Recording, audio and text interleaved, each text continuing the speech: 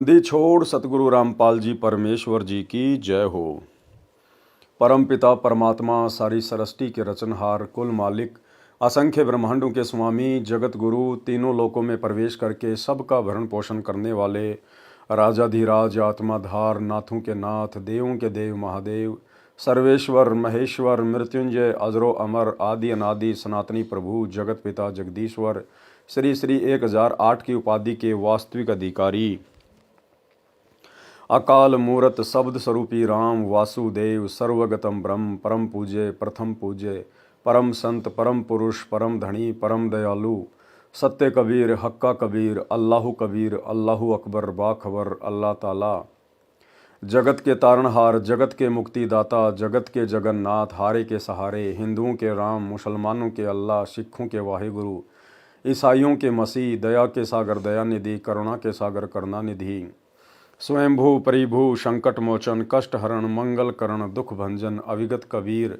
निर्विकार निर्विषम परमात्मा अलय अलेख सतगुरु आदि अनादि सतगुरु असली मर्यादा पुरुषोत्तम असली राम असली कृष्ण असली घनश्याम असली मुरारी राजाओं के राजा महाराजाओं के महाराजा शहंशाहों के शहंशाह सम्राटों के सम्राट भगवानों के भगवान अल्लाहों के अल्लाह प्रभुओं के प्रभु मसीहाओं के मसीह सच्चे वाहिगुरु बाबाओं के बाबा पीरों के पीर सेठों के सेठ जगत सेठ सावड़सा सेठ सर्वगुण संपन्न अनंत कोटि कलाओं के स्वामी अनंत कोटि ब्रह्मांडों के नायक योगियों में महायोगी ध्यानियों में महाध्यानी सिद्धों में परम सिद्ध ज्ञानियों में तत्वज्ञानी ब्रह्म ज्ञानी महाज्ञानी परम ज्ञानी सर्वश्रेष्ठ ज्ञानी विज्ञानी युवा कबीर समृत कबीर असमवात अमित ओजा सच्चे रहनुमा करीम अल्लाह सुभान अल्लाह दुनिया के अंतिम पैगंबर 8 सितंबर 1951 से गांव धनाना जिला सोनीपत हरियाणा भारतवर्ष की पावन भूमि पे प्रकट रियल कल्कि भगवान श्री नारायण साकार हरि श्री बाबा साहेब शब्द स्वरूपी राम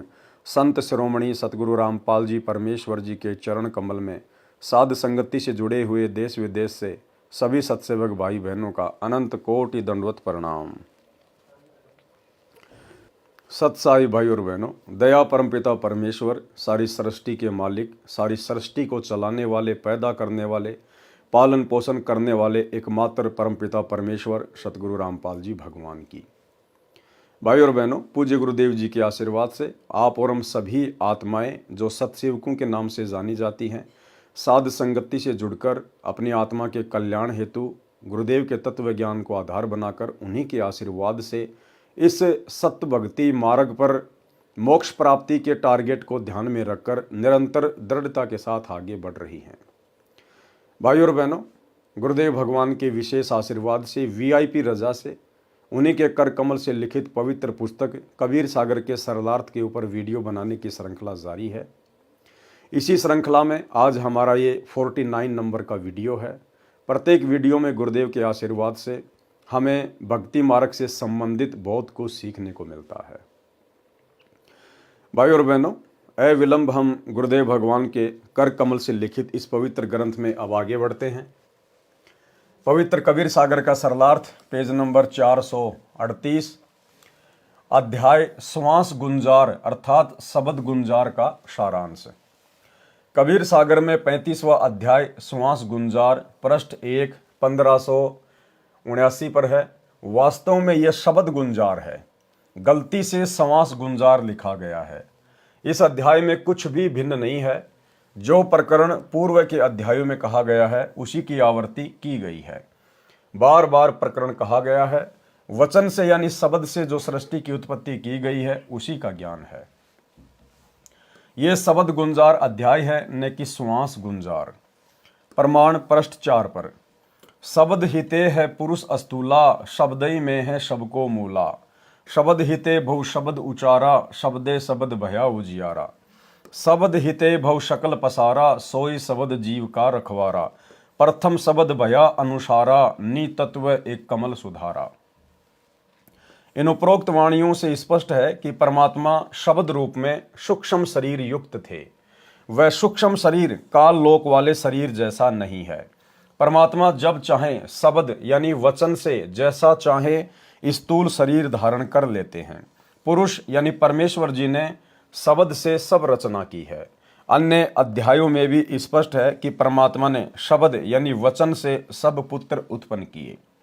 वचन से ही सतलोक, अलखलोक, अगमलोक, अकय लोक की रचना की। यहाँ कुछ पंक्तियों में श्वास से 16 पुत्रों की उत्पत्ति लिखी है, यह गलत है। श्वासों की महिमा तथा महत्व पृथ्वी लोक पर है। स्थूल शरीर के लिए ऑक्सीजन यानी शुद्ध वायु की आवश्यकता है। सूक्ष्म शरीर में प्राण यानी श्वास काम करता है। सतलोक में शरीर श्वासों से नहीं अध्यात्म शक्ति से चलता है। काल लोक में भक्ति करके सतलोक प्राप्ति करनी होती है। स्थूल शरीर से साधना करनी है। स्थूल शरीर मानव का जब प्राप्त होता है तभी मोक्ष का मार्ग खुलता है। यानी इस 21 ब्रह्मांड में यदि मोक्ष का मार्ग है तो केवल ये पृथ्वी लोक है। पृथ्वी लोक ये छोटा सा टुकड़ा, इस पृथ्वी लोक पर यदि हमें मनुष्य जन्म प्राप्त है स्त्री या पुरुष का, तो ही हम मोक्ष प्राप्त कर सकते हैं, यदि पूर्ण सतगुरु हमें मिल जाए तो। अन्यथा 21 ब्रह्मांड में और किसी भी पृथ्वी पर, किसी भी द्वीप में, किसी भी लोक में, चाहे आप देवता हैं, यक्ष हैं, गंधर्व हैं, किन्नर हैं, आप जी को मोक्ष प्राप्त नहीं हो सकता। तो कितना बड़ा सौभाग्य है कि वर्तमान कलयुग की बिचली पीढ़ी में, जो कि मोक्ष का प्राइम टाइम है, और इस पृथ्वी के छोटे से टुकड़े पर परम पूज्य परमेश्वर कबीर साहेब, सतगुरु रामपाल जी भगवान, आप और हम आत्माओं को ना जाने कहाँ कहाँ से उठाकर मनुष्य जन्म देते देते और इस प्राइम टाइम में लेके आए हैं। इसलिए भाई और बहनों, इस वर्तमान कलयुग की बिचली पीढ़ी में आप और हमारा जन्म, वो भी पृथ्वी लोक पर, और वो भी गुरुदेव भगवान के समकालीन, ये कोई सामान्य योग नहीं है, ये विशेष महायोग है जो पूज्य गुरुदेव भगवान ने बनाया है। इसलिए हमने इस विशेष महायोग का भरपूर लाभ उठाना है और हमने अपने इस मनुष्य जन्म को मर्यादित भक्ति करके अंत तक गुरुदेव भगवान के चरणों में लगे रहकर सफल बनाना है। स्थूल शरीर मानव जब प्राप्त होता है तब ही मोक्ष का मार्ग खुलता है। इसलिए इस अध्याय में श्वास का जो महत्व बताया है वह पृथ्वी लोक पर साधना से संबंध रखता है। कबीर श्वास ऊँ श्वास में नाम जपो, व्यर्था श्वास ना खोए, ना बेरा इस श्वास का आवन हो के ना होए। श्वासा पारस भेद हमारा, जो खोजे सो उतरे पारा, श्वासा पारस आदि निशानी, जो खोजे सो होय दरबानी, हरदम नाम सोहंगम सोई, और आवागमन बहुर ना होई। संध्या आरती के सरलार्थ में इन सभी वाणियों का पूरा खुलासा हो चुका है। श्वास गुंजार पृष्ठ 94 1672 पर भी प्रमाण है। श्वासा सार गहे सैदानी, शशि के घर में सूर्य उगाने, श्वासा सार गहे गुंजारा, जाप जपे सतनाम प्यारा, अजपा जाप जपे सुखदाई, आवे न जावे रे ठहराई। इस प्रकार श्वास का महत्व बताया है। श्वास से सुमरण करने से यानी जाप की धुन लगन के साथ जाप करने से जीव मोक्ष प्राप्ति करता है। क्या करे परमात्मा भाई और बहनों, ध्यान से देखिए। श्वास से सुमरण करने से यानी जाप की धुन लगन के साथ जाप करने से जीव मोक्ष प्राप्ति करता है। यानी नाम उठत नाम बैठत नाम सोवत जाग बे, नाम खाते नाम पीते नाम सेती लाग बे। इस विधि से हम मोक्ष प्राप्त नहीं कर सकते, क्योंकि खाते पीते उठते बैठते नहाते धोते चलते फिरते आप और हम लगन से श्रद्धा से मंत्र जाप नहीं कर सकते। सुरती नृत्य मन और पवन के साथ ये सतनाम का जाप नहीं कर सकते। इसलिए परमेश्वर कह रहे हैं कि लगन के साथ जाप करने से।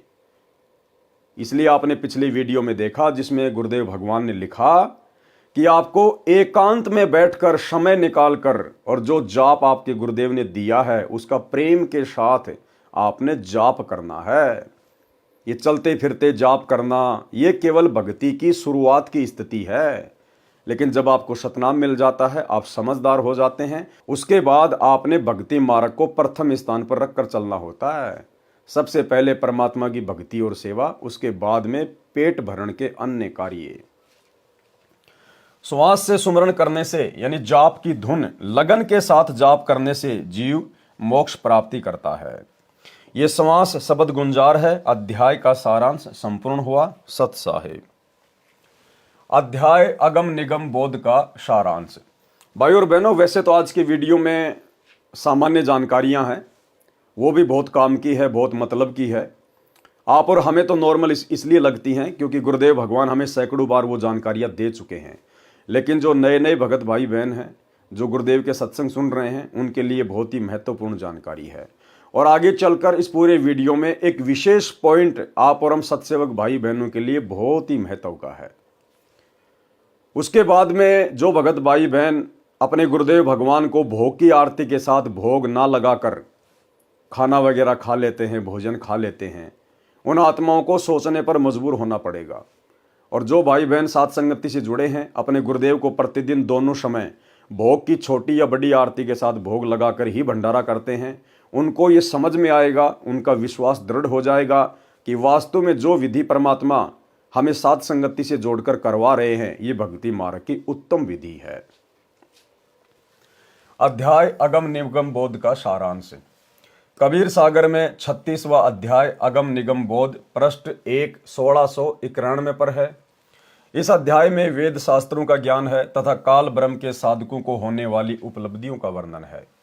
9 नाथों, 84 सिद्धों, 8 सिद्धियों, 4 मुक्तियों, 24 अवतारों के नाम, काम तथा शंकराचार्यों के मार्ग तथा उनके द्वारा निर्मित 4 मठों तथा प्रथम मठाधीशों के नाम हैं। आप जी को बार बार याद दिला रहा हूं कि कबीर सागर के अनमोल ज्ञान का अड़ंगा करने में कोई कसर नहीं छोड़ी गई है। फिर भी परमात्मा ने सच्चाई की रक्षा की है। अपनी प्यारी आत्मा गरीबदास जी महाराज गांव छुडानी जिला झज्जर हरियाणा वाले को सतलोक ले जाकर अपनी यथार्थ महिमा तथा यथार्थ अध्यात्म ज्ञान उनके हृदय में प्रवेश करके वापस छोड़ा था, जिन्होंने उस क्षति की पूर्ति की है जो काल द्वारा चलाए अन्य कबीर पंथियों ने कालवश वाणियों में कांट छांट तथा मिलावट की थी।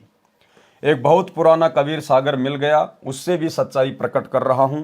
साथ साथ वर्तमान कबीर सागर में की गई त्रुटियों को भी प्रमाण के साथ स्पष्ट कर रहा हूं। ये सब परमेश्वर कबीर जी की दया से गुरु जी स्वामी राम देवानंद जी के आशीर्वाद से संभव हो सका है। अगम निगम बोध पृष्ठ 1 1691 से प्रारंभ है। अथ ब्रह्म और जगत उत्पत्ति चौपाई। यह गलत लिखा है, यह सही ऐसे है, अथ ब्रह्म और जगत की उत्पत्ति। वाणी आदि ब्रह्म अब वर्ण करे हूं, अहम शब्द सो चित धरे हूं, ताही शब्द करी चित फुरी आया, चित दृढ़ता करी मन प्रकटाया। पृष्ठ 2 1692 का सारांश। इस पृष्ठ पर लिखी वाणियों में त्रुटि की है। लिखा है, मन ते तन मात्रा में पांचों, मन स्वरूप ब्रह्म को बाँचो, मन ब्रह्म ब्रह्मा मन सोई, जस संकल्प करे जस होई। स्पष्टीकरण, वाणी में ब्रह्मा के स्थान पर ब्रह्म है, गलती से ब्रह्मा लिखा है। जैसे अनुराग सागर में प्रकृति देवी दुर्गा जी ने श्री विष्णु जी को बताया कि मन ही करता है, मन ही ज्योति निरंजन है, मन ही ब्रह्म है, यहां मन को ब्रह्मा लिखना गलत है। वेदों में लिखा है कि विराट परमात्मा यानी काल ब्रह्म के मुख से ब्राह्मण, भुजाओं से क्षत्रिय, हाथों से वैश्य तथा पैरों से शूद्र उत्पन्न हुए। यही वर्णन अगम निगम बोध के पृष्ठ 2 1692 पर है। परंतु वाणी में लिखा है कि ब्रह्मा मुख ब्राह्मण प्रकटाए, ये लिखने में गलती है। वास्तव में ब्रह्म से 4 की उत्पत्ति लिखी है, वेद में तो अन्य भी उत्पत्ति बताई है। 4 वर्ण तो स्वयंभू मनों ने बनाए थे जो ब्रह्मा की संतान है। प्रश्न नंबर 3 में चित्रगुप्त का वर्णन भी गलत लिखा है। वास्तव में चित्र अलग, गुप्त अलग है, जिसका वर्णन पहले के अध्यायों में भी कर दिया है। यहाँ प्रश्न 3 1693 पर इन दोनों को एक लिखा है, परंतु सत्य यह है कि ब्रह्म काल ऊपर आकर ही रहता है। अथ चित्रगुप्त की उत्पत्ति कथा वर्णन। ब्रह्मा 4 वरुण बनाई, ताके मन पुनि चिंत्या आई। बिना लेखक जग काज न सरह, लेखक गणक कर्म को करी है। ये विधि ब्रह्मा जो कीन विचारा, चित्रगुप्त प्रकट ते ही बारा। लीने कर लेखनी मसिदानी, प्रकटे चित्रगुप्त गुण खानी। ब्रह्मा की अस्तुत उचारे, सो धुनी सुनी विधि पलक उधारे। ब्रह्मा की तब आज्ञा पाई, तप को चित्रगुप्त बन जाई। 12 वर्ष कीन तप गाडे, पुनि भे ब्रह्मा के सन्मुख ठाडे। तब ब्रह्मा निज सभा लगाए, सुर नर मुनि भूपति चली आए। ऋषि सी सिरसा तह पगुधारा, निज कन्या वर हे विचारा। कन्या चित्रगुप्त को ब्याहा, महीप मनवंतर पुनि अशाहा। भूप मनवंतर सूरज को पोता, ताहि सभा तिहि ओशर होता। सोऊं अपनी पुत्री देऊं, दोऊं तिये चित्रगुप्त वर गए हूँ। पुत्र यौपो दोनों नारी, एकते 8 एकते 4। माथुर गौड अरुकरण भनीजय, वाल्मीकि श्री ध्वज ही गनीजय। सक्सेना श्री वास्तव ऐसे, श्रेष्ठाना शर्म शक है तैसे। भावार्थ, ऊपर लिखी वाणी में बताया है कि चित्रगुप्त का विवाह ऋषि सीसरसा की बेटी से हुआ। फिर लिखा है कि सूरज ऋषि का पोता भूप मनवंतर नाम का था, उसने अपनी बेटी का विवाह चित्रगुप्त से किया था। वास्तव में ऋषि सीसरसा की पुत्री से चित्र का विवाह हुआ था तथा मनवंतर की पुत्री का विवाह गुप्त से हुआ था। संत गरीबदास जी ने भी कहा है कि चित्रगुप्त 2 लिखवा ठाडे। पृष्ठ 4 1694, पृष्ठ 5 1695। इन पृष्ठों पर 4 आश्रमों ब्रह्मचर्य, गृहस्थ, वानप्रस्थ तथा सन्यासी का वर्णन है तथा चारों वेदों के 4 महावाक्यों का वर्णन है जो शंकराचार्यों की परंपरा में चलते हैं। नंबर 1 ऋग्वेद से लिया है प्रज्ञानम ब्रह्म। नंबर 2 यजुर्वेद से लिया है अहम ब्रह्म अस्मि। नंबर 3 सामवेद से लिया है तत्वमसि। नंबर 4 अथर्ववेद से लिया है अयम आत्मा ब्रह्म। चारों का अर्थ है कि मैं यानी जीव ही ब्रह्म भगवान हूँ। परमात्मा कबीर जी ने अगम निगम बोध इसलिए कहा है कि कोई ये न समझ बैठे कि कबीर जी को क्या ज्ञान था। वे परमेश्वर थे, संसार की दृष्टि में अशिक्षित थे, फिर भी विश्व के सर्व प्रचलित धर्म ग्रंथों का संपूर्ण ज्ञान बताया है, जिससे बुद्धिमान आसानी से समझ सकता है कि वे परमात्मा थे। वाणी पे ध्यान देना भाई और बहनों, क्या कह रहे हैं गुरुदेव भगवान कबीर परमेश्वर जी के विषय में कि वे परमेश्वर थे, संसार की दृष्टि में तो अशिक्षित थे, फिर भी विश्व के सर्व प्रचलित धर्म ग्रंथों का संपूर्ण ज्ञान बताया, जिसे बुद्धिमान आसानी से समझ सकता है कि वे परमात्मा थे। यानी विश्व में जितने भी धर्म ग्रंथ हैं, यदि किसी एक को उनका ज्ञान हो सकता है तो केवल परमात्मा को हो सकता, किसी और को नहीं हो सकता। किसी जीव, साधु, संत, महात्मा, ऋषि, मंडलेश्वर, शंकराचार्य की बस की बात नहीं है कि जहां इस विश्व में लगभग 300 के आसपास देश हैं और ना जाने कितने हजारों प्रकार की भाषाएं हैं, और उन विश्व के सभी धर्म ग्रंथों का ज्ञान किसी व्यक्ति मात्र को, किसी साधारण संत या किसी मंडलेश्वर को नहीं हो सकता, केवल परमात्मा को हो सकता है। परमात्मा को, क्योंकि परमात्मा सर्व भाषाओं का ज्ञाता होता है, वो सर्वज्ञ होता है, वास्तव में वो विद्वान होता है। एक छोटा सा सत्संग पूज्य गुरुदेव भगवान का, जिसमें गुरुदेव स्पष्ट कर रहे हैं कि पुण्यात्माओं, ये ना सोचना कि इस दास का जन्म यदि हिंदू धर्म में है तो मैं केवल हिंदू धर्म के ही शास्त्रों को जानता हूं। नहीं, इस विश्व में जितने भी धर्म ग्रंथ हैं उन सब की जानकारी दास को है, केवल एक हिंदू धर्म के ग्रंथों के नहीं। इस पूरे विश्व में जितने भी धर्म ग्रंथ हैं, गुरुदेव कह रहे हैं, इन सब की जानकारी इस दास को है। सुनिए सत्संग। क्योंकि गीता का समझना कोई बालकों का खेल नहीं, परमात्मा बुद्धि दे अपने कृपा पात्र पे, तभी ये अनमोल ग्रंथ समझ में आते हैं। और टीचर उसी को कहते जो हमारे सिलेबस को ठीक से जाने। वो टीचर कहां, जब सिलेबस का ज्ञान नहीं अटपट सुना रहा है तो टीचर नहीं है। तो जितने भी आज तक धर्मगुरु किसी भी धर्म के हैं, उनको अपने सिलेबस का ज्ञान वर्तमान वालों को नहीं है। इस दास रामपाल दास के अतिरिक्त विश्व में नहीं है। ये कद्दे समझ था।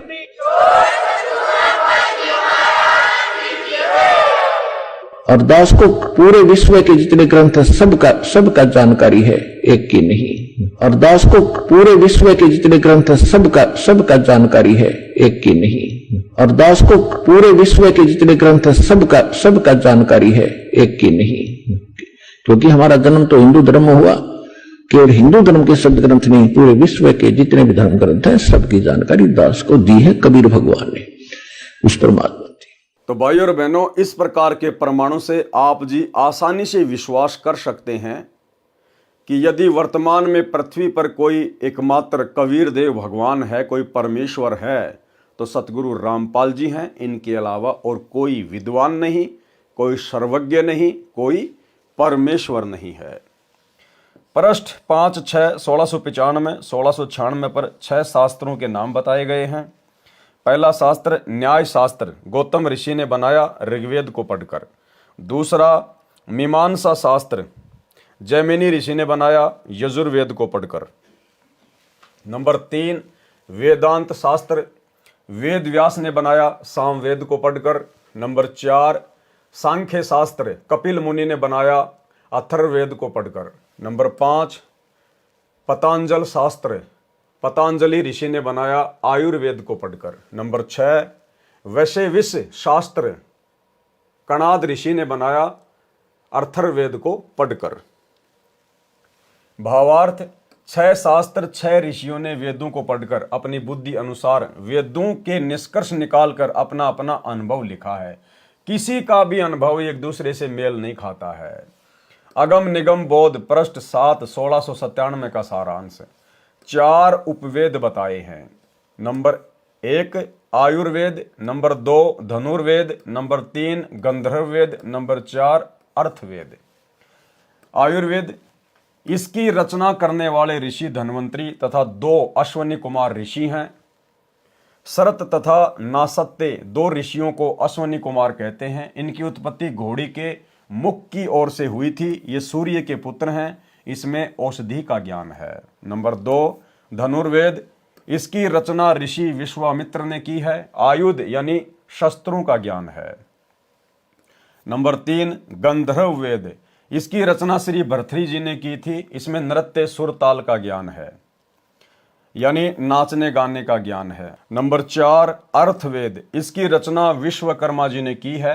इसमें शिल्प का ज्ञान व धन उपार्जन का ज्ञान है। 4 उपवेद 60 अंग का ज्ञान।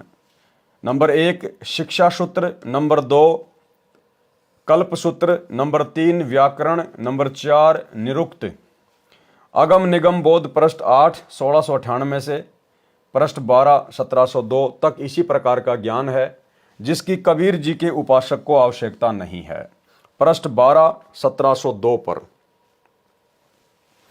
कबीर परमेश्वर जी ने स्पष्ट कर दिया है कि कबीर वेद मेरा भेद है, हम वेदन के माही, जौन वेद से मैं मिलूं वेद जानते नहीं। भावार्थ परमेश्वर कबीर जी ने बताया है कि चारों वेद मेरी महिमा बता रहे हैं। वेदों में वर्णित भक्ति विधि अधूरी है, इसलिए इन चारों वेदों ऋग्वेद, यजुर्वेद, सामवेद, अथर्ववेद में वर्णित विधि से मैं नहीं मिल सकता। जिस सूक्ष्म वेद, सूक्ष्म ज्ञान, तत्व ज्ञान में मेरे पाने की संपूर्ण विधि है, उसका ज्ञान चारों वेदों में नहीं है। और उस सूक्ष्म वेद की जानकारी वो परमात्मा स्वयं पृथ्वी पर तत्वदर्शी संत की भूमिका करके आगे प्रचारित करता है। विष्णु जी के 24 अवतारों का वर्णन पृष्ठ 13 1703 पर ब्रह्मा के 6 अवतार लिखे हैं। Number 1 Gautam, number 2 Kanad, number 3 Vyas ऋषि, number 4 Jaimini, number 5 Mandan Mishra, number 6 मीमांसकही। शिव जी के 11 रुद्रों के नाम बताए हैं। सर्प कपाली, त्रैबंक, कपि, मृग, व्याधि, बहुरूप, वृष, शंभु, हरि, रैवत, वीरभद्र। ब्रह्मा जी के दैहिक तथा मानस पुत्रों के नाम। सर्वप्रथम 2 पुत्रों का जन्म श्री ब्रह्मा जी से हुआ, दक्ष और अत्रि। इससे आगे शाखा चली है पृष्ठ 14 1704 से पृष्ठ 16 1706 तक। 14 विष्णु के नाम, 14 इंद्र के नाम, 14 मनु के नाम, सप्त स्वर्ग के नाम, भू भवय स्वर्ग, महरलोक, जनलोक, तपलोक, शतलोक, नकली जो काल ने बना रखा है। सर्व पातालों के नाम अतल, वितल, सुतल, तलातल, महातल, पाताल व रसातल। 9 धरों के नाम भूलोक यानी भूमि, भुवरलोक, भू लोक यानी जल तत्व से निर्मित स्थान, जैसे बर्फ जम जाने के पश्चात उसके ऊपर खेल का मैदान बनाकर शीतल देशों में बच्चे खेलते हैं। स्वर स्वर्ग लोक जो अग्नि तत्व से निर्मित है, जैसे काष्ठ में अग्नि है, उससे जापान देश में भवन बनाए जाते हैं। जैसे प्लाईवुड पर चित्रकारी करके चमकाया जाता है, ऐसा स्वर्ग लोक है। नंबर 4 पितरलोक, यह वायु तत्व से निर्मित है। जैसे ट्यूब में हवा भरकर उसे सैकड़ों टन सामान बड़े ट्रकों में भरकर ले जाया जाता है, ऐसे वायु को सिद्धि से रोककर उससे पितरलोक बना है।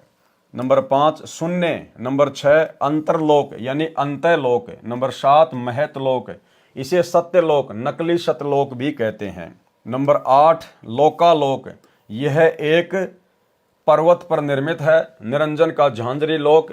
फिर बताया है कि निरंजन के शब्द से माया यानी काल जाल उत्पन्न हुआ, माया से महतत्व उत्पन्न हुआ, महतत्व से अहंकार, अहंकार से आकाश, आकाश से वायु, वायु से अग्नि, अग्नि से पानी, जल से भू यानी पृथ्वी की उत्पत्ति हुई। 7 द्वीपों के नाम जम्बू द्वीप, शाक द्वीप, क्रौच द्वीप, कुशा द्वीप, सलमल्प द्वीप, पलक्षो तथा पुष्क द्वीप। 8 वसुओं के नाम द्रोण, प्राणक, धों, अरक, अग्नि, दोषा, प्रमाण, विभाषु, वसु। ये सारी जानकारी भाई और बहनों इसलिए दी गई है ताकि आने वाले समय में कोई ये ना समझे कि कबीर जी तो अनपढ़ थे, उनको कोई ज्ञान नहीं था, सृष्टि रचना का ज्ञान नहीं था, लोक और द्वीपों का ज्ञान नहीं था। इसलिए परमात्मा ने बेसिक जानकारी कबीर सागर के सरलार्थ में आदरणीय धर्मदास जी के माध्यम से लिखवाई। चारों युगों की आयु सतयुग 70,28,000 वर्ष, त्रेता युग की आयु 12,96,000 वर्ष, द्वापर युग की आयु 8,64,000 वर्ष, कलयुग की आयु 4,32,000 वर्ष। चारों युगों का कुल समय 43,20,000 वर्ष। चारों युगों के समय को एक महायुग यानी चतुर्युग कहते हैं। कल्प की आयु 1,000 चतुर्युग 14 मनवंतर, एक मनवंतर की आयु 72 चतुर्युग। इंद्र का शासन काल 1 मनवंतर यानी 72 चतुर्युग। ब्रह्मा जी का एक दिन, एक कल्प 1,000 चतुर्युग। वैसे 1,008 चतुर्युग का ब्रह्मा का एक दिन होता है, परंतु कहने में 1,000 चतुर्युग आता है। उदाहरण जैसे मनुष्यों के वर्ष में 365/1/4 दिन होते हैं, परंतु कहने में 365 दिन ही आते हैं। ब्रह्मा जी की आयु, ब्रह्मा का दिन कितना होता है? 1,000 चतुर्युग और रात्रि भी 1,000 चतुर्युग की। ब्रह्मा जी का एक महीना कब होता है? 30 दिन रात का, वर्ष 12 महीनों का। ब्रह्मा जी की आयु 100 वर्ष की। नोट, इस अगम निगम बोध पृष्ठ 16-1706 पर ब्रह्मा विष्णु महेश जी की आयु का अधूरा ज्ञान और गलत ज्ञान लिखा है। कबीर पंथियों की अज्ञानता की करामात है। वास्तविक ज्ञान है कि विष्णु की आयु 7 ब्रह्मा की मृत्यु के पश्चात एक विष्णु की मृत्यु होती है।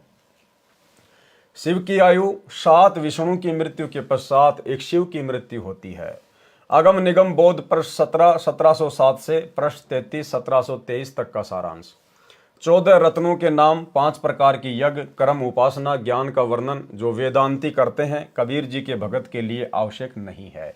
ये केवल सांसारिक लोगों के लिए जो अपने आप को संस्कृत के विद्वान मानते हैं, वेदों के विद्वान मानते हैं, शास्त्री मानते हैं, ये उन लोगों की इस भ्रमणा को समाप्त करने के लिए परमात्मा लिख रहे हैं कि कोई ये ना समझे कि कबीर जी एक जुलाहा थे, वो एक अनपढ़ थे। 4 खानियों योनियों की जानकारी। 4 खानी के नाम श्वेतज, अंडज, जेरज, पिंडज।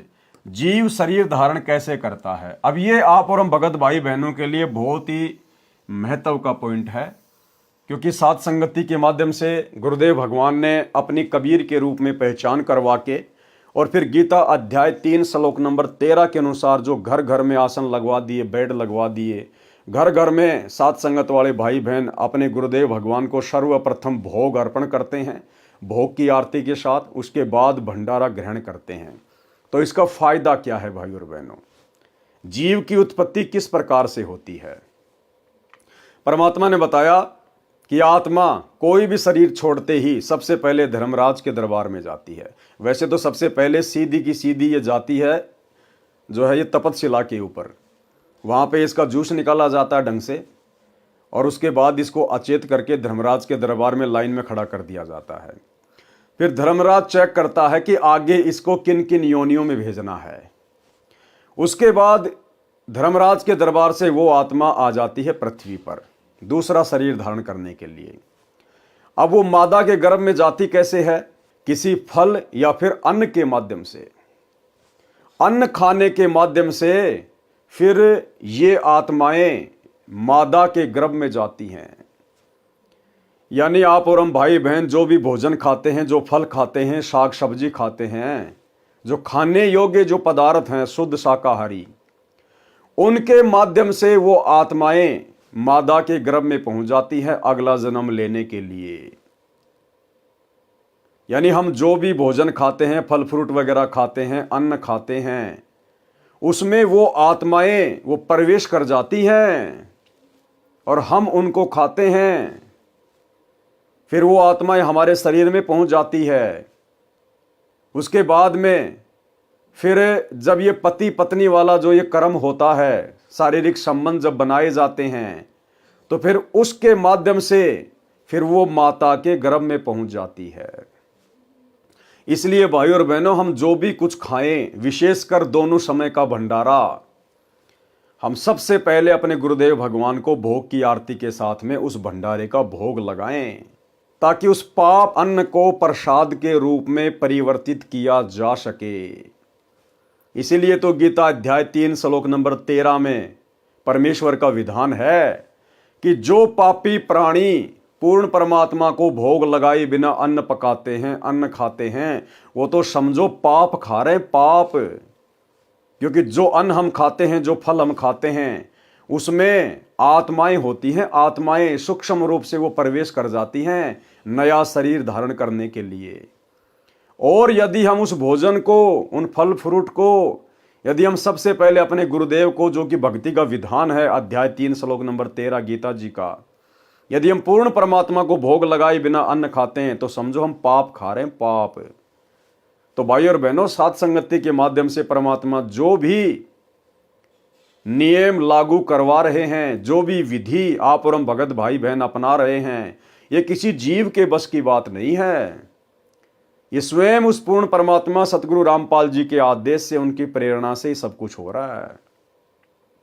तो आज इस पूरी पृथ्वी पर यदि कोई पाप नाशक अन्न खा रहा है तो केवल सत्सेवक भाई बहन है। अन्यथा सतगुरु रामपाल जी परमेश्वर जी के भी 90% भगत जो सतलोक आश्रमों से जुड़े हैं, वे भी अपने गुरुदेव भगवान को इष्ट रूप में मानकर और भोग की आरती के साथ भोग लगाकर जो है प्रसाद ग्रहण नहीं करते, अन्न नहीं खाते। वो भी पाप खा रहे हैं 90% संत रामपाल जी के भगत भी। अब आप जो आगे पढ़ेंगे तब आपको विश्वास होगा कि साथ संगत वालों को परमात्मा सतलोक ले जाने के लिए किस प्रकार से उनकी भक्ति को बढ़ा रहे हैं। इसलिए दास कहता है कि साथ संगति सतलोक जाने का गुरुदेव भगवान का ट्रेनिंग सेंटर है। यहाँ अपनी मर्जी से कुछ नहीं होता। अब देखिए क्या लिख रहे हैं परमात्मा, जीव शरीर धारण कैसे करता है। मृत्यु के उपरांत प्राणी धर्मराज के दरबार में जाता है। जिसको जो शरीर प्राप्त होना है वहां से उसके कर्मानुसार भेज दिया जाता है। वह जीव अन्न या फल में प्रवेश कर जाता है।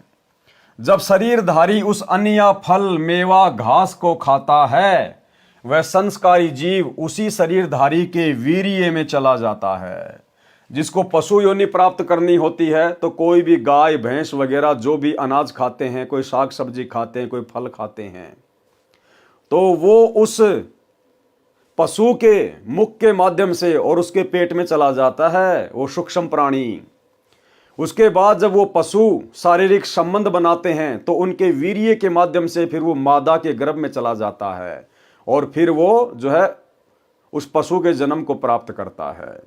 इसी प्रकार जब किसी का मनुष्य जन्म प्राप्त करने का संयोग है, तो कोई भी स्त्री या पुरुष जब भोजन खाता है तो फल या अन्न के माध्यम से वो सूक्ष्म जीव उसके पेट में चला जाता है और उसके बाद जब वो शारीरिक संबंध बनाते हैं तो फिर रज और बीरज के माध्यम से फिर वो माता के गर्भ में पहुंच जाता है। तो भाई और बहनों, हम जो भी कुछ खा रहे हैं यहां पर पाप ही पाप है, पाप ही पाप। इसलिए गीता अध्याय 3 श्लोक 13 गीता जी में कहा गया है कि जो व्यक्ति पूर्ण परमात्मा को भोग लगाए बिना अन्न पकाते हैं, अन्न खाते हैं, वो समझो पाप खा रहे हैं, पाप।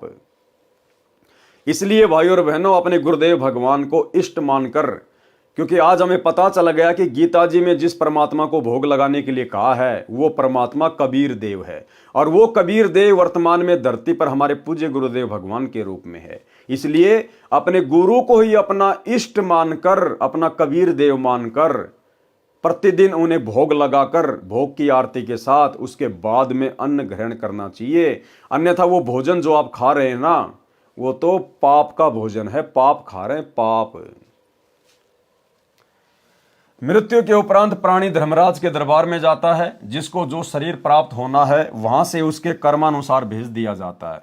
वह जीव अन्न या फल में प्रवेश कर जाता है। जब शरीरधारी उस अन्न या फल, मेवा, घास को खाता है, वह संस्कारी जीव उसी शरीरधारी के वीर्य में चला जाता है। वहां से मादा के गर्भ में दोनों स्त्री और पुरुष के वीर्य से शरीर का निर्माण होता है। समय आने पर बाहर आ जाता है। जो स्वर्ग का अधिकारी होता है उसे स्वर्ग में देव शरीर प्राप्त होता है। जो नरक का भागी होता है वह सूक्ष्म शरीर में नरक में चला जाता है। जो प्रेत पितर का अधिकारी है वह उन योनियों को प्राप्त करता है। इसलिए भाइयों और बहनों, साधक ने अपने गुरु को परमात्मा मानकर दोनों समय उन्हें भोग लगाकर ही अन्न जल ग्रहण करना चाहिए। संप्रदायों के नाम। पृष्ठ 25 1715 पर रामानुज की गुरु पीढ़ी का गलत वर्णन किया है। जिस समय यह कबीर सागर धनी धर्मदास द्वारा लिखा गया था, विक्रमी संवत 1550 में, तब तक रामानंद स्वामी तथा उनका शिष्य अनंतानंद तक गद्दी चली थी। उसके पश्चात रामानंद स्वामी जी ने तो अपना भक्ति मार्ग ही बदल लिया था। वे तो कबीर पंथी हो गए थे। अनंतानंद महिमा की भूख के कारण नहीं माना था। उससे आगे रामानुज परंपरा चलती रही है। परंतु विक्रमी संवत 1550 के लेख में अनंतानंद से आगे की गुरु पीढ़ी के नाम कैसे आ गए? इससे सिद्ध है कि काल के दूतों ने गड़बड़ी की है, जिससे उनकी बुद्धि के विकास का भी पता चलता है। पृष्ठ 26 1716 पर तो स्पष्ट कर दिया है कि विक्रमी संवत 1913 तक की पीढ़ी लिखी है। गड़बड़ी स्पष्ट है। शिव परंपरा, विष्णु परंपरा का वर्णन है। पृष्ठ 32 1722 पर 52 द्वारों का वर्णन है जो गलत है। पृष्ठ 33 1723 से पृष्ठ 39 1729 तक। स्वामी रामानंद जी तथा परमेश्वर सत्य कबीर जी की कथा। परमेश्वर कबीर जी द्वारा स्वामी रामानंद जी को गुरु धारण करने का वर्णन है। अगम निगम बोध अध्याय में वर्णन गलत है। यथार्थ प्रकरण पढ़ें कबीर चरित्र बोध के सारांश में, पृष्ठ 525 से 539 तक, जो कि आगे आएगा। यह शब्द अगम निगम बोध के पृष्ठ 34 पर लिखा है। गुरु रामानंद जी समझ पकड़ियो मोरी बाही, जो बालक रुन जुनिया खेलत सो बालक हम नाही। हम तो लेना सत का सोध, हम ना पाखंड पूजा चाही। बाँ पकड़ो तो दृढ़ का पकड़, बहुर छूट ना जाई।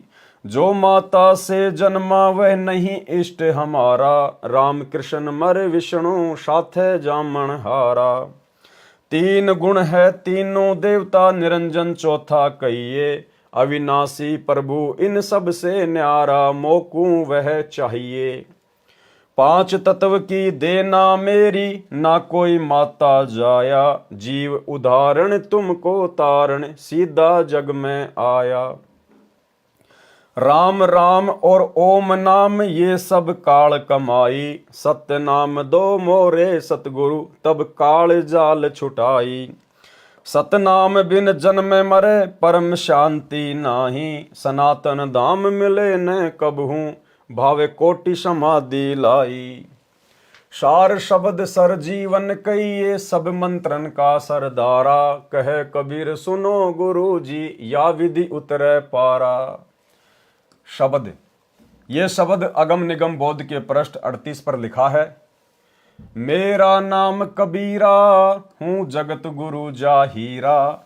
तीन लोक में यश है मेरा, त्रिकुटी है अस्थाना, पांच तीन हम ही ने कीने, जाते रचा जिहाना। गगन मंडल में बासा मेरा, नौवे कमल पर माना, ब्रह्म बीज हम ही से आया, बनी जो मूर्ति नाना। शंखों लहर मेहर की उपजय, बाजय अनहद बाजा, गुप्त भेद वाही को देंगे, शरण हमारी आजा। भव बंधन से लेऊं छुड़ाई, निर्मल करूं शरीरा, सुर नर मुनि कोई भेद न पावे, पावे संत गंभीरा। वेद कतेब में भेद न पूरा, काल जाल जंजाला, कहे कबीर सुनो गुरु रामानंद, अमर ज्ञान उजाला। अगम निगम बोध पृष्ठ 39 1729 का सारांश। पृष्ठ 39 1729 से पृष्ठ 44 1734 तक गोरखनाथ से गोष्ठी का वर्णन है। साहिब कबीर व गोरखनाथ की गोष्ठी।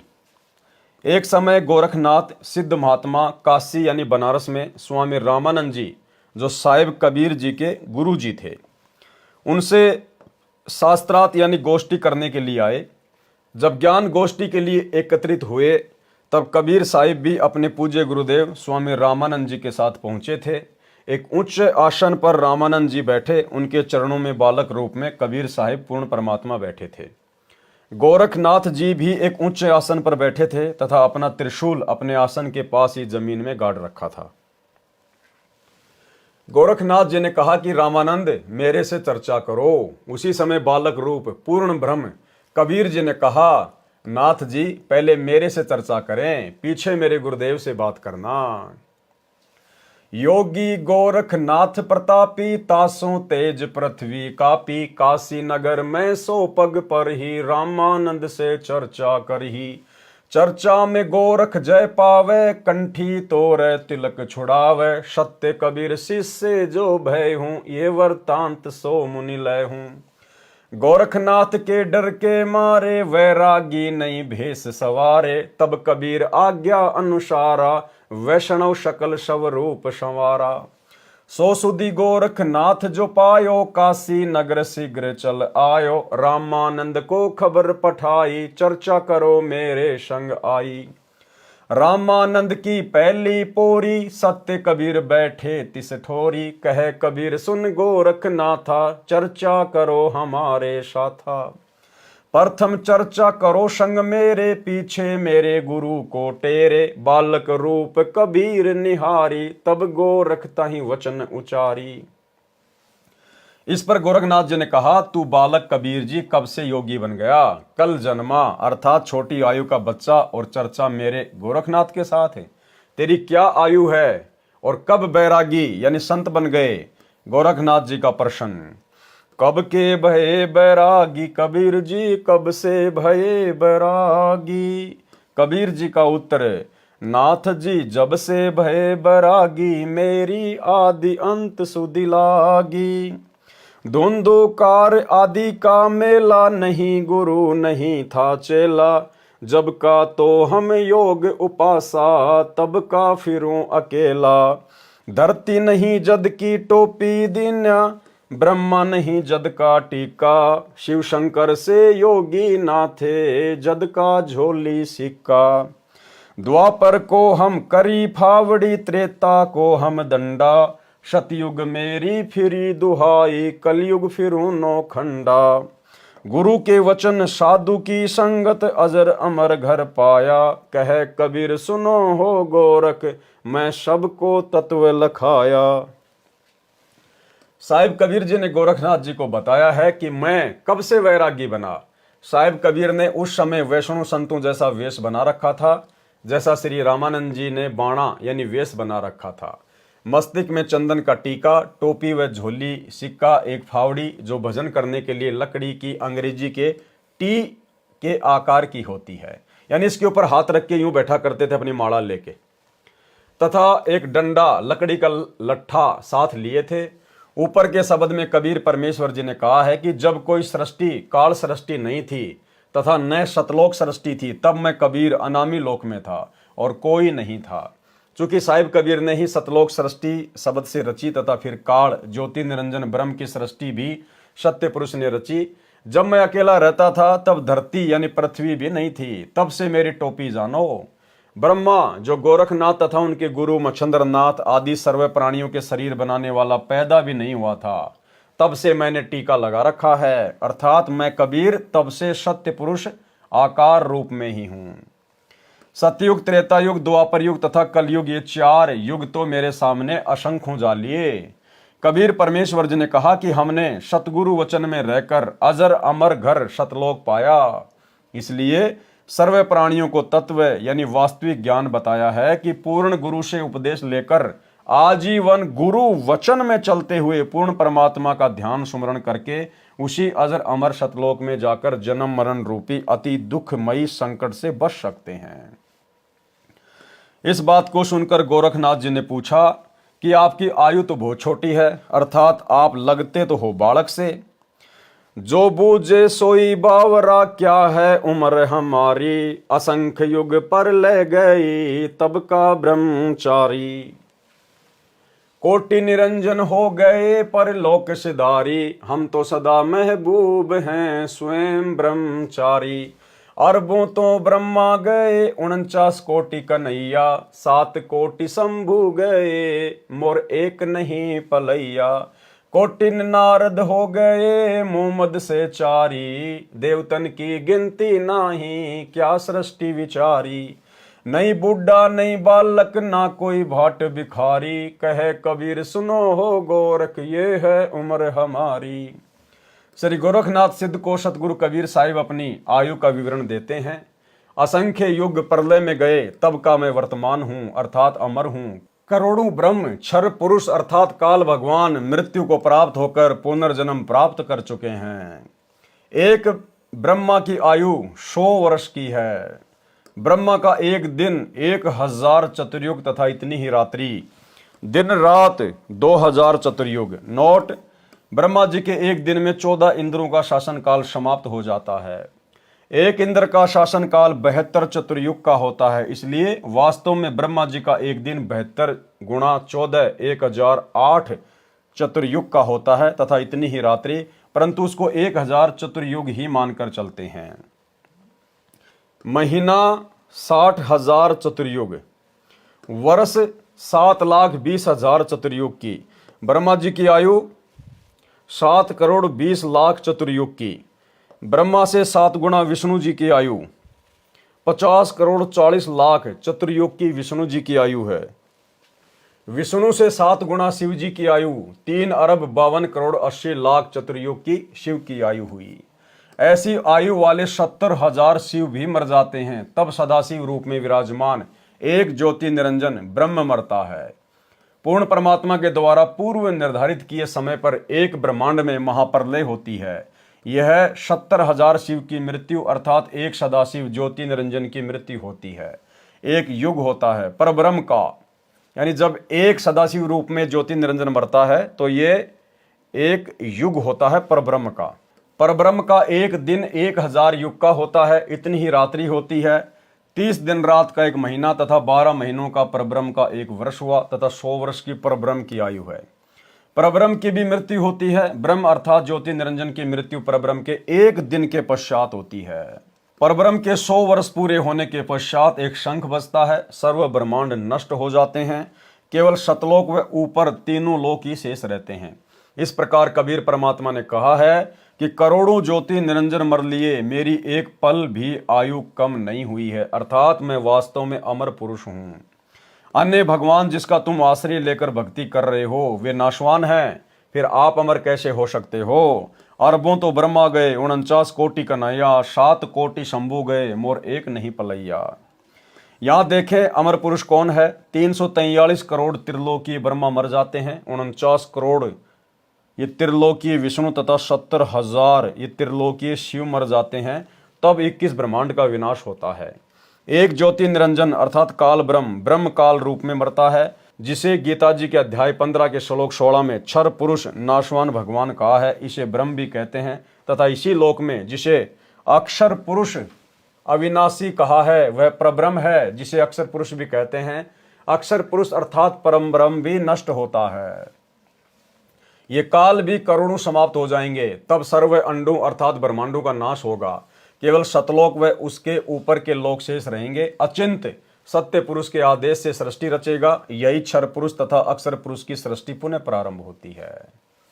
जो गीता जी के अध्याय 15 के श्लोक 17 में कहा है कि वह उत्तम पुरुष पूर्ण परमात्मा तो कोई और ही है, जिसे अविनाशी परमात्मा नाम से जाना जाता है।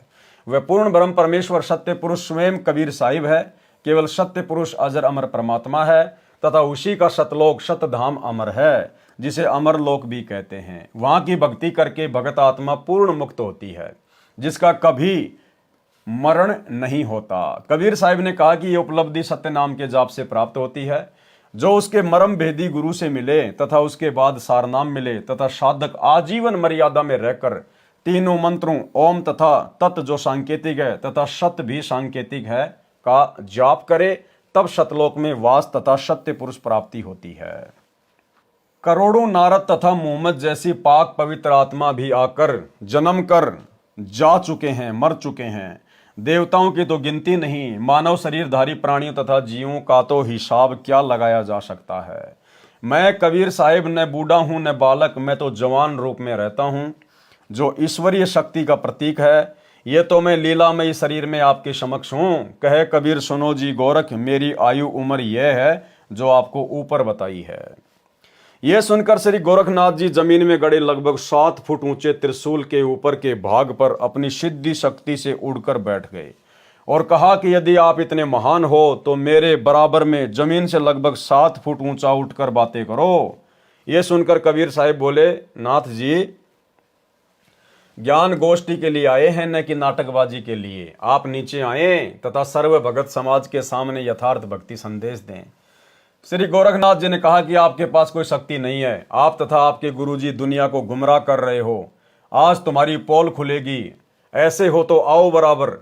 तब कबीर साहिब के बार बार प्रार्थना करने पर भी नाथ जी बाज नहीं आए, तो साहिब कबीर ने अपनी पराशक्ति यानी पूर्ण सिद्धि का प्रदर्शन किया। साहिब कबीर जी जेब में एक कच्चे धागे की रील, जिसको जुलाहे बोलते थे, कुकड़ी, जिसमें लगभग 150 फुट 150 फुट लंबा धागा लिपटा यानी सिमटा हुआ था, उसको निकाला और धागे का एक सिरा आखिरी छोर पकड़ा और आकाश में फेंक दिया। वह सारा धागा उस बंडल से उधड़कर सीधा खड़ा हो गया। साहिब कबीर जमीन से आकाश में उड़े तथा लगभग 150 फुट सीधे खड़े धागे के ऊपर वाले सिरे पर बैठकर कहा कि आओ नाथ जी बराबर में बैठकर चर्चा करें। गोरखनाथ जी ने ऊपर उड़ने की कोशिश की, लेकिन उल्टा जमीन पर टिक गया। पूर्ण परमात्मा पूर्ण ब्रह्म के सामने सिद्धियां निष्क्रिय हो जाती हैं। जब गोरखनाथ जी की कोई कोशिश सफल नहीं हुई, तब जान गए कि ये कोई मामूली भगत या संत नहीं है, जरूर कोई अवतार ब्रह्मा विष्णु महेश में से है। तब साहिब कबीर से कहा कि हे परम पुरुष, कृपया नीचे आइए और अपने दास पर दया करके अपना परिचय दें। आप कौन शक्ति हो, किस लोक से आना हुआ है। तब कबीर साहिब नीचे आए और कहा कि शब्द, यह शब्द अगम निगम बोध के पृष्ठ 41 पर है। अवधू अविगत से चल आया, कोई मेरा भेद मर्म नहीं पाया। नाम मेरा जन्म न गर्भ बसेरा, बालक बन दिखलाया। काशी नगर जल कमल पे डेरा, तहां जुलाहे न पाया। मात पिता मेरे कछु नाही, ना मेरे घर दासी। जुल्हा को शुत आन कहाया, जगत करे मेरी हांसी। 5 तत्व का दृढ़ नहीं मेरा, जानो ज्ञान अपारा। सत्य स्वरूपी नाम साहिब का, सो है नाम हमारा। अधर दीप गगन गुफा में, ता निज वस्तु सारा। ज्योति स्वरूपी अलख निरंजन, भी धरता ध्यान हमारा। हाड़ चाम लहू नहीं मेरे, जाने सतनाम उपासी। तारण तरण अभय पद दाता, मैं हूं कबीर अविनाशी। साहिब कबीर ने कहा कि हे अवधू गोरखनाथ जी, मैं तो अविगत स्थान, जिसकी गति भेद कोई नहीं जानता, उस सतलोक से आया हूं। मैं तो स्वयं शक्ति से बालक रूप बनाकर काशी बनारस में एक लहर तारा तालाब में कमल के फूल पर प्रकट हुआ हूं। वहां पर नीरू नीमा नामक जुलाहा दंपत्ति को मिला। जो मुझे अपने घर ले आया। मेरे कोई माता पिता नहीं है, न ही कोई घर दासी यानी पत्नी है, और जो उस परमात्मा का वास्तविक नाम है वही कबीर नाम मेरा है। आपका ज्योति स्वरूप जिसे आप अलख निरंजन निराकार भगवान कहते हो, वह ब्रह्म भी मेरा ही जाप करता है। मैं शतनाम का जाप करने वाले साधक को प्राप्त होता हूँ, अर्थात वही मेरे विषय में सही जानता है। हाड़ चाम तथा लहू रक्त से बना मेरा शरीर नहीं है। कबीर साहिब सतनाम की महिमा बताते हुए कहते हैं कि मेरे मूल स्थान शतलोक में शतनाम के आधार से जाया जाता है। अन्य साधकों को संकेत करते हुए प्रभु कबीर देव जी कह रहे हैं कि मैं उसी का जाप करता रहता हूं। इस मंत्र शतनाम से शतलोक जाने योग्य होकर फिर सारनाम प्राप्ति करके जन्म मरण से पूर्ण छुटकारा मिलता है। यह तारण तरण पद पूजा विधि मैंने कबीर साहिब अविनाशी भगवान ने आपको बताई है, इसे कोई नहीं जानता। गोरखनाथ जी को बताया कि हे पुण्य आत्मा, आप काल यानी क्षर पुरुष ज्योति निरंजन के जाल में ही हो। न जाने कितनी बार आपके जन्म हो चुके हैं, कभी 84 लाख योनियों में कष्ट पाया। आपकी चारों युगों की भक्ति को काल अब नष्ट कर देता यदि आप मेरी शरण में नहीं आते।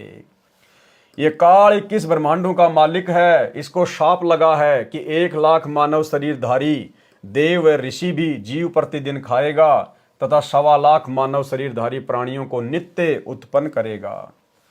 इस प्रकार प्रतिदिन 25,000 बढ़ रहे हैं। उनको ठिकाने लगाए रखने के लिए तथा कर्म भुगताने के लिए अपना कानून बनाकर 84 लाख योनियां बना रखी हैं। इन्हीं 25,000 अधिक उत्पन्न जीवों के अन्य प्राणियों के शरीर में प्रवेश करता है, जैसे खून में जीवाणु, वायु में जीवाणु आदि आदि। इसकी पत्नी आदि माया प्रकृति देवी है। इसी से काल ब्रह्म अलख निरंजन ने पति पत्नी के सहयोग से 3 पुत्र ब्रह्मा विष्णु शिव उत्पन्न किए। इन तीनों को अपने सहयोगी बनाकर ब्रह्मा को शरीर बनाने का, विष्णु को पालन पोषण का और शिव को संहार करने का कार्य दे रखा है। इनसे प्रथम तप करवाता है, फिर सिद्धियां भर देता है, जिसके आधार पर इनसे अपना उल्लू सीधा करता है, और अंत में इन्हें जब ये शक्ति रहित हो जाते हैं मार कर तपतशिला पर भून कर खाता है, तथा अन्य पुत्र पहले ही उत्पन्न करके अचेत रखता है। उनको सचेत करके अपना उत्पत्ति स्थिति तथा संहार का कार्य करता है। ऐसे अपने काल लोक को चला रहा है। इन सबसे ऊपर पूर्ण परमात्मा है, उसका भी अवतार मुझ कबीर परमेश्वर को जान। यानी परमेश्वर खुद ही अवतार रूप में धरती पर प्रकट होते हैं, किसी को भेजते नहीं हैं। गोरखनाथ के मन में विश्वास हो गया कि कोई शक्ति है जो कुल का मालिक है। गोरखनाथ ने कहा कि मेरी एक शक्ति और देखो। ये कहकर गंगा की ओर चल पड़ा। सर्व दर्शकों की भीड़ भी साथ ही चली। लगभग 500 फुट पर गंगा नदी थी। उसमें जाकर छलांग लगाते हुए कहा कि मुझे ढूंढ दो, फिर मैं गोरखनाथ आपका शिष्य बन जाऊंगा। गोरखनाथ मछली बन गया। साहिब कबीर ने उसी मछली को पानी से बाहर निकालकर सबके सामने गोरखनाथ बना दिया। तब गोरखनाथ जी ने परमेश्वर कबीर जी को पूर्ण परमात्मा स्वीकार किया और शिष्य बने। परमेश्वर कबीर जी से सतनाम लेकर भक्ति की तथा सिद्धियां प्राप्त करने वाली साधना की।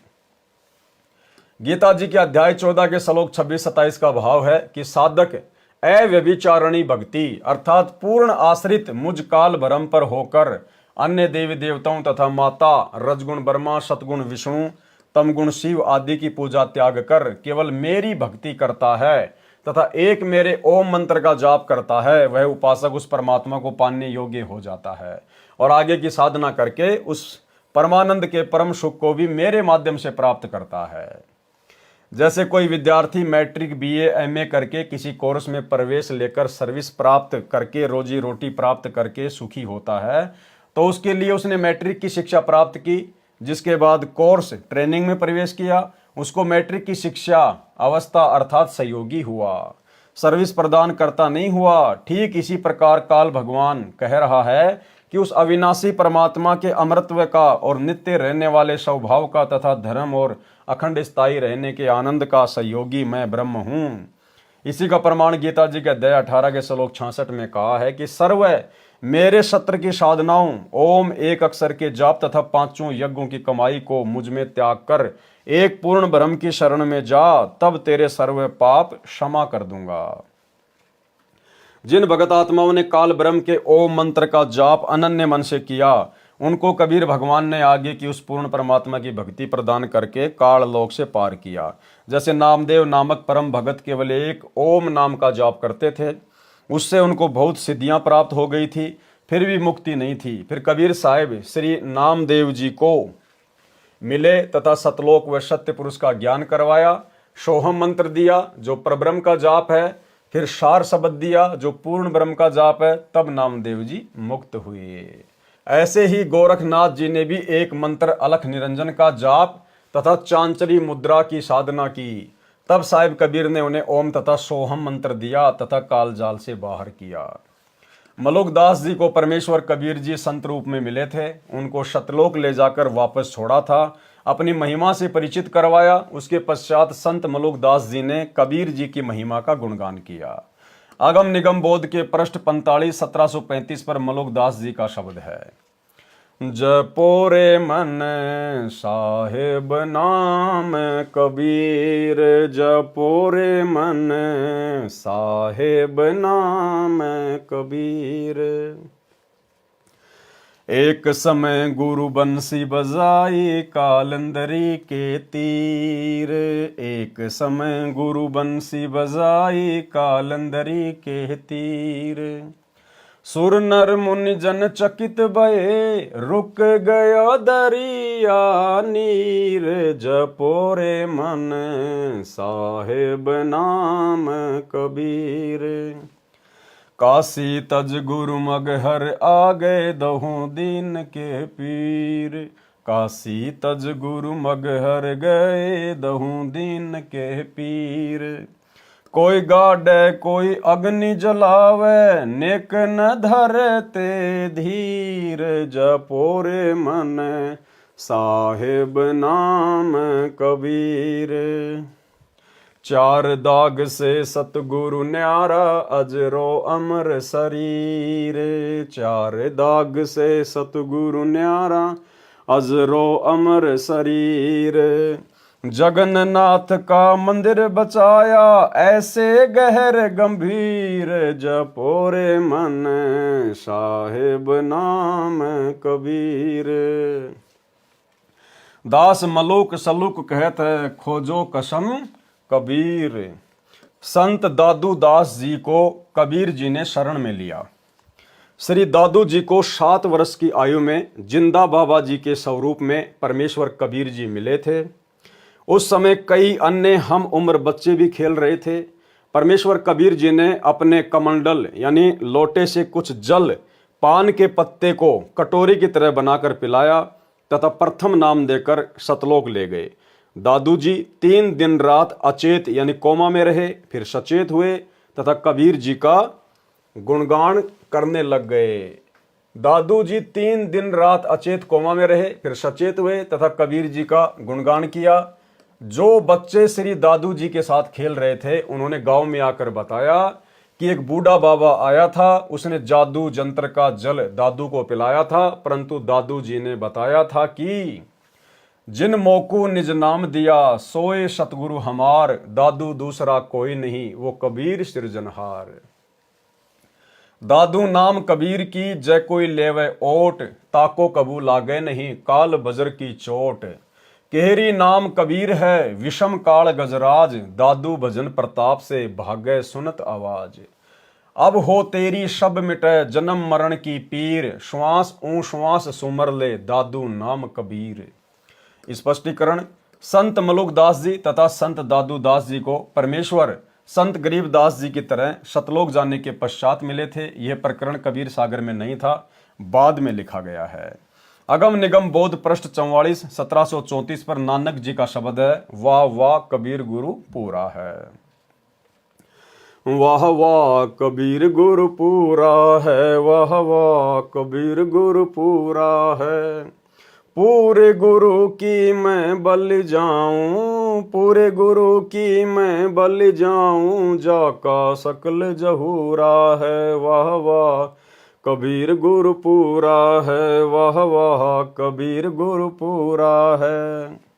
अधर दलूचे पर गुरुवन के, अधर दलूचे पर गुरुवन के, शिव ब्रह्मा जा सूरा है, वाह वाह कबीर गुरु पूरा है। श्वेत ध्वजा फरकत गुरुवन की, श्वेत ध्वजा फरकत गुरुवन की, बाजत अनहद तूरा है, वाह वाह कबीर गुरु पूरा है, वाह वाह कबीर गुरु पूरा है।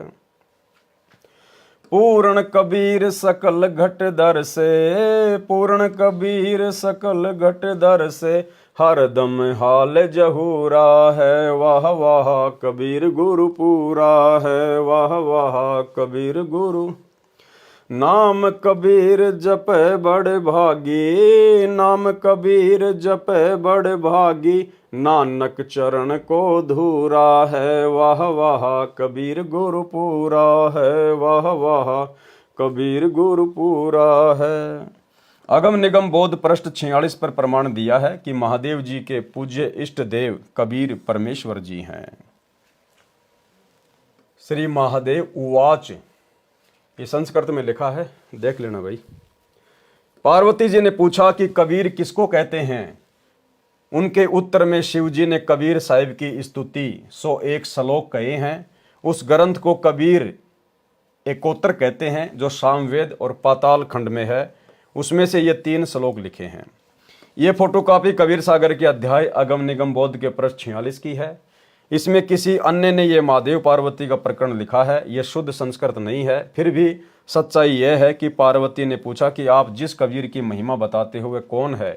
श्री शिव जी ने गोलमोल उत्तर दिया है, कैसे करता वैसे ब्रह्म तथा रैसे सब में रमणे के कारण परमात्मा कबीर कहलाता है। ये देखो गोलमोल सा जवाब है। वास्तव में परमेश्वर कबीर जी तीनों देवताओं श्री ब्रह्मा जी, श्री विष्णु जी तथा श्री शिव जी को उनके लोकों में जाकर मिले थे, उनको शिष्य बनाया था। संत गरीबदास जी ने इसको बहुत अच्छा सत्य वर्णन किया है। वह इस प्रकार है। आदि अंत हमरे नहीं, नहीं मध्य मिलावा मूल, ब्रह्म ज्ञान सुनाइया धरि पिंडा अस्थूल। श्वेत भूमि को हम गए जहाँ विष्णु विशंबर नाथ, हरियम हीरा नाम दे अष्ट कमल दल संवात। हम बैरागी ब्रह्म पद सन्यासी महादेव, सोहम नाम दिया शंकर को करे हमारी सेव। आप जी ने पढ़ा कि शिव जी ने कबीर जी को अपना प्रभु माना है। उपरोक्त वर्णन में परमेश्वर कबीर जी ने काल ब्रह्म तथा उसके पुत्रों की पूजा का ज्ञान तथा लाभ हानि बताई।